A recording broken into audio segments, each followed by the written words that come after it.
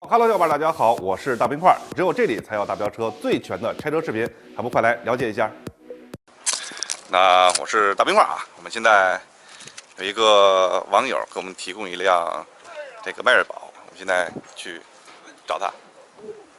我们现在要去昌平，然后我们现在在高碑店，离昌平还挺远的，得1个多小时吧？啊，1个小时。我现在坐辆小，你把那份挪来，能当我后边见。我们现在是一辆小 mini 啊，宋老师，然后大冰块，然后赵老师坐大座，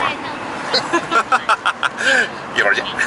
我们已经到了，然后呢，在昌平，对，我现在准备停车会那哥们儿。今儿北京的天儿特别好，看着得蓝天。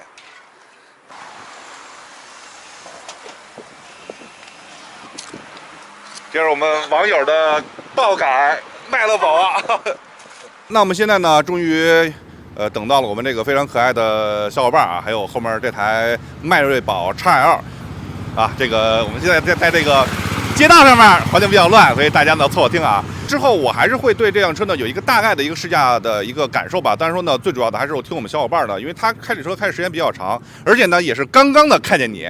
他刚才呢要跟我说，我想跟你说几个问题。我说你先不用跟我说，对着镜头，我们慢慢的聊聊你这个车到现在为止到底有什么东西你觉得好，有什么东西觉得不好，跟我们先简单的聊聊吧。好，这个车吧，买回来之后，我感觉这外观还真是挺不错的。您看也能看到，我特意改了个车灯啊什么的啊，打扮的还是不错。但是这个内饰简直是我自己觉得很差强人意啊。内饰是比较丑，再一个就是内饰开胶异响。开胶哪开胶？这个内饰的这个仪表盘上面是异响，还开胶。这块是开胶了。再一个是一个天窗的异响，中控的异响。天窗是平常开的时候响，还是说是遇到那个车身扭来扭去？对，车身扭来扭去的时候会响我觉得车身刚性不好。对，我觉得就是车太软。这是你自个儿贴的。对。还弄了一个贴了一个门的那个橡胶条这也得重点说一下，因为这个车我感觉是密封很差，因为就是什么，这车只要是在路边停了有那么半天，里边就全都是土，一层土，里边就全是一层土。今天我是特意洗了车，如果没洗的时候，就是你完全什么都给关好了，就一层土。对，咱这现在后备箱您看一下，这已经吸过了啊，已经吸过了之后我也抖过了，还是这么多这个，哇塞，有的还有这种小一点的树叶啊，那个碎片啊什么的。我就感觉密封特别差。有可能是你开的时候进去，但是说进土这个，实在是太不应该了。对，太多了，我觉得就是为什么我说找冰块哥哥给我看看这车呀？我就觉得这个车就是，定位是一个 B 级车，但是我感觉它的质量上让我感觉就是还不如一个 A 级车。不管是这个小毛病啊、异响啊，还是这种不到1年的就这种开胶这个开胶实在是太那个。对，还有一个太扯淡了。还有一个装配的问题咱们把车关上之后才能看到，它这边和门的这个合缝是比较小的，但是那边是大，对，那边特别大。行，那这个车你在开的到现在为止多长时间了？开了有11个月，就是1年吧，基本上1年。那这个平均油耗基本上是多少？在咱们北京市区的话，将近9个油，99个油吧。这车刚买的时候里面味儿大吗？味儿不是很大，就是能忍，不是说那种难受那种，那不是吧？因为我买过来的时候啊，因为咱们这个车应该是有这种塑料膜这种保护的我买过来的时候应该是他们之前有晒的那么一个过程。他们直接已经帮你晒过了，对，都撕了。明白了。那说有可能他们自个儿觉得味儿挺大的，然后帮你先晒了一下。行，那这个车还有什么要跟我们交代的事儿吗？其他的没有了吧？主要我就想让冰块哥哥给我看看这个车为什么那么多小毛病，还有一个就是说这个美系车的这个装配的工艺实在太粗糙了。行，满足你这个愿望。当然呢，还有满足一下所有小伙伴的愿望，就是看看这辆车它里面到底是什么样的。那行，那我们就准备撤了。好，行，拜拜。我们出发。现在开的是迈锐宝 XL。哇塞，感觉这个方向盘巨轻，巨轻的这个方向盘，然后晃晃悠悠的这种感觉。油门呢还蛮好开的。行了，不聊这点车的事儿了。Hello， 小伙伴，大家好，欢迎回到这期的大飙车。那我是薛定峰，当然呢，也是那个只会说真话大冰块啊，但是永远不变的这个开场白。相信小伙伴也看了啊，就是我们之前就是从网友手里面呢拿到了我身后这台迈锐宝的 XL， 那也是一个次低配的版本啊。本来一开始呢，我们就说开2天就算了啊，说那个也别耽误人家用车。然后呢，那哥们儿临走时候特逗，冰块哥随便开，你想开多久就开多久。所以呢，我还真是开了挺长时间了，所以说呢，也是能够比较完整的吧，跟大家去说一说之后的一些试驾的一些话题。好，那我们还是直接进入今天这个跟着冰块玩专业车的话题。那先简单的介绍一下我这台车吧。那这台呢是17年9月生产的车型，那它是一个次低配。那官方指导价呢在19万多一些，那当然呢还有别的配置，那它是基本上从18万到27万啊，将近有一个10万的一个差价，行吧？这个就是一个简单的介绍。那当然呢，具体的配置单呢，小伙伴呢可以去网上去看一看，也都是非常清楚的。现在呢，还是跟着冰块一块来看看这个车外面里面到底是什么样的。好，那么还是说说外观吧。当然呢，这个车呢，我们的这个网友小伙伴也是稍微改了一下。那它都改了什么呢？首先，这个什么金的这个雪佛兰标啊，然后呢给贴了一个 Transformer 的这个标志。的确啊，就说对于雪佛兰这个品牌而言，其实说实话，在变形金刚之前，它真的是一个所谓品牌价值也好，还是这种所谓亮相率啊，真是所以比较低的了。所以说呢，也不否认，对于通用集团也好，用雪佛兰、大黄蜂，然后投资变形金刚呢，其实还是一个比较明智之选吧。至少到现在为止，大家会觉得，哎，雪佛兰好像也是一个响当当的牌子，的确也算是成就了它现在的一些成绩。所以说，我相信很多人买雪佛兰都可能会因为变形金刚这个电影而有更多这种印象。所以说呢，我们这个车主的小伙伴也不例外。所以说这边有变形金刚的标志，包括边上也会有啊。好，那说说灯吧。灯这块呢，它是加了一个灯带。这个车呢是一个次低配的车型，那次低配呢跟最低配是一个卤素大灯，那这个小伙伴呢也是把大灯给改了，改成这个 LED 了。那前面呢当然呢也是见仁见智吧，就跟大家说到这儿吧。除了这2个地方之外呢，其他都是一个原厂的，包括这个黑的前脸啊，包括下面这个黑的前唇，整体来说其实还是挺运动的。那前面呢就跟大家去聊到这儿吧，那具体喜不喜欢呢，也就是见仁见智吧。好，我们现在呢去后面看一下。那我们来到侧面啊，侧面也是这个小伙伴贴纸的功力也是可以的，这边有一个特别大的变形金刚的一个标识，这边呢有一个 TRD 啊，这个 TRD 就真的是有点纯瞎贴啊。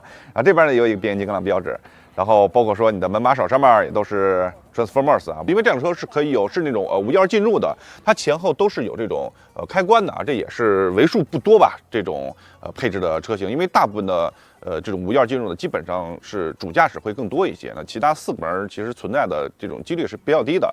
好，那这个车的轴距呢是2829，因为毕竟是一个 B 级车嘛，其实2829 2.8米多一点嘛，其实也算是一个中等的一个长度吧。因为对于现在而言 ，B 级车也是在玩命加长嘛，因为动辄基本上都有2.9米，快点将近奔3米了。好，我们倒过来看吧。然后呢，说这轮毂吧，这个轮毂吧也是小伙伴喷了一层膜。的确，对于改轮毂颜色而言，对于验车这一块来说，还真是没有什么太大关系。因为验车这一块，它只看规格。那喷膜是有很多种，就是这种大家看没有，就是显得特别脏，而且它喷的很薄，而且伤痕累累的，就是时间长了以后感觉会比较脏。当然了，我们也会尽量吧，看看有没有类似于这种更好的产品，以后有机会去推荐给大家，就喷起来又漂亮又容易喷，然后呢又容易撕的这种产品。其实我们现在也最近在琢磨这点事儿啊。当然呢，大冰块的车呢，其实也是喷了黑轮毂了，但是大冰块呢是真正的去做了一个喷漆，当然相对而言比较贵，但是呢，样子看起来会好看很多啊。好，那我们现在来到后面啊，后面呢也是小伙伴贴的，上汽通用TRD 这个怎么说呢？我觉得啊，就是说，这个真是我前些日子也是看了一个东西吧，就说大家去选贴纸的时候呢，还是不要去这个好看我就贴这个，还是要有一些看看啊，说这个贴纸到底是什么意思。比如这个 TRD 是丰田的运动汽车部都写了嘛 ，Toyota Motorsports， 这个就是丰田东西呢贴在这个外网上，的确有点不太合适。那这边呢还有一个奥迪 Quattro 的那个小壁虎的标啊，以至于这边一个奔驰的标，这个车真是容纳了 BBA 的这个各种的经典元素啊。那外观啊，就是也不说了啊，就是见仁见智，反正就是这点事儿，就在这儿呢。然后后面有4个雷达，这个车后面它这个倒车影像是后加的，它的开关关呢是在这个位置。当时小伙伴也跟我聊了，说这个其实也是特别不好用。首先大家可以看到，我在开启的时候，它只是轻轻一弹，它里面那个弹簧的扭力是不够大的，并没有一个弹起的这么一个过程，以至于抬到这儿的时候，如果说你不把它完全打开，只是在这儿的时候，就会被挤死啊！就是小伙伴跟我说过，就是经常可能没有完全的被推开，然后呢，就会这样。然后这也是他跟我吐槽一点。好，这个是后备箱的一个开启啊，两边没有一个相应的遮挡，我觉得对于 B 级车来说，这块真的是不应该。自主品牌5万块钱、10万块钱的日本车、韩系车，基本上还用这种工艺啊，就是这个的确太不应该了。后排的座椅4流放倒。开关是在这个位置，因为它里面是没有开关的，它的开关只有在后边才可以去激发或打开啊。三角牌在这边，深度，哎呀，现在又要去变我们的大箱子小箱子了。现在走，那这个突然间出现啊，哎呀，真是大冰块一个人呀，摄像小哥有帮忙，然后顺势从2楼提了下来的。好，那我还是这样吧，说这个大小之前呢，还是要跟大家去说说里面啊。把底板打开以后，哇塞，这边还是有一个比较厚的一个吸音棉，这个还算是比较厚道的，这要比一般的车要好多。但是相对而言还有一个所谓的缺点啊，这块板会变得很沉，而且它也没有一个钩类似于的东西。如果说你想单人把这个给拿出来，你只能把这个板完全提了出去，这个相对而言不是那么方便。好，这个里面呢是备胎不是一个全尺寸的，是 T125，对，它的标识是 T125，钢骨。然后它的工具是在这里面，它的随车工具是需要你把这个打开，把备胎拿起来，在里面才能看见，所以这个不算是特别友好啊。好的，这就是工具的事儿。我们现在看看它的这种承载能力吧。我们先找2个大箱子，这个呢是一个比较大的。OK， 到底了，大家可以看到这边还有这么大的距离，我就不用再去趴进去了，大家就已经非常明显的知道它的这个深度真的是可以的。好，我们再来一个箱子啊。再来一箱子，然后这边这样放不进去，这样还是没问题的。OK， 这边还有一个包，然后里边这边还有一个包。OK， 这边一个包，我们里面都有填充物的，都是挺鼓的，就是模拟一个装满的状态吧。这个还是先把它拿出来一下。OK。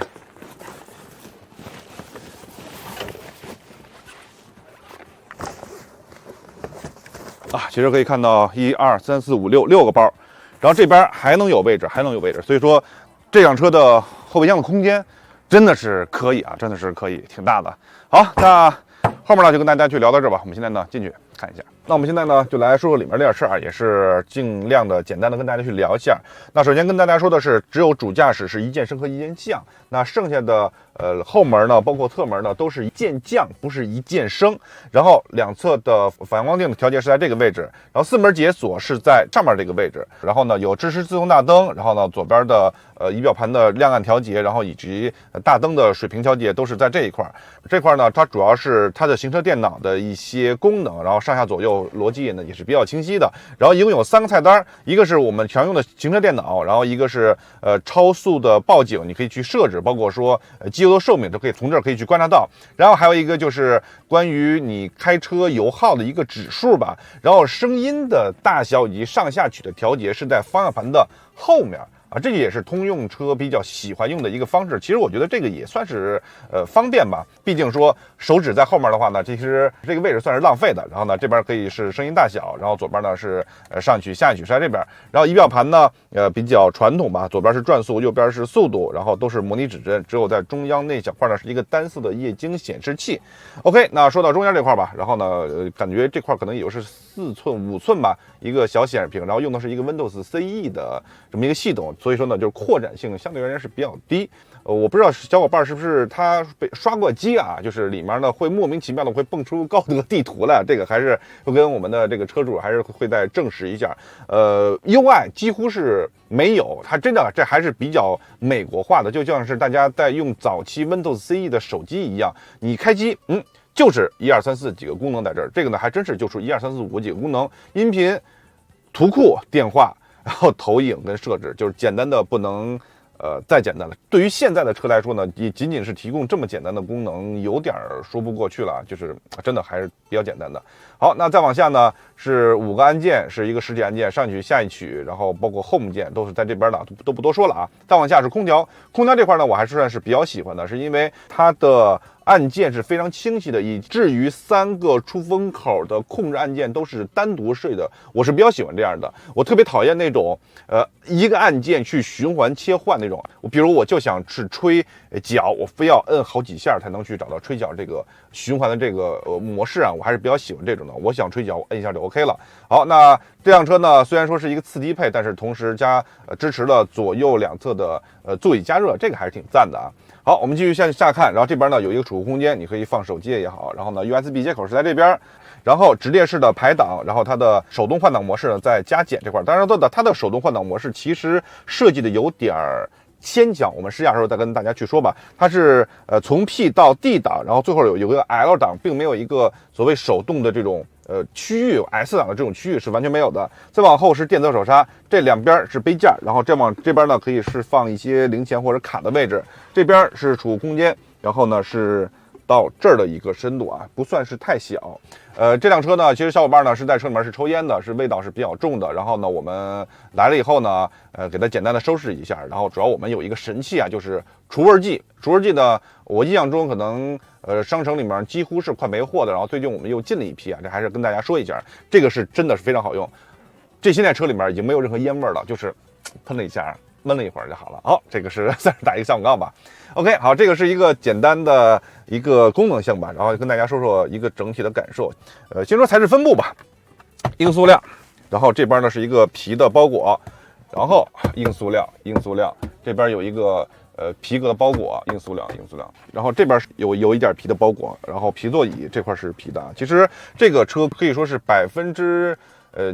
70%吧，至少是70%都是一个硬塑料的这么一个材质啊，就是 B 级车啊，大哥啊，这是一个 B 级车，美国车，雪佛兰，就是雪佛兰，然后就变成这样了，然后解决的有点不可思议，就是我会认为它的用料真的是比较差的，但是呢，从感官上来说，是因为它在你的面上这一块皮子还是会为整体来说会提高了那么一点档次，但是呢，只要摸一下，这个劣质感觉就来了。当然，我们小伙伴呢也跟我们吐槽了一下，说这个车呢到现在为止买了大概1年吧，然后看看这里面开胶了。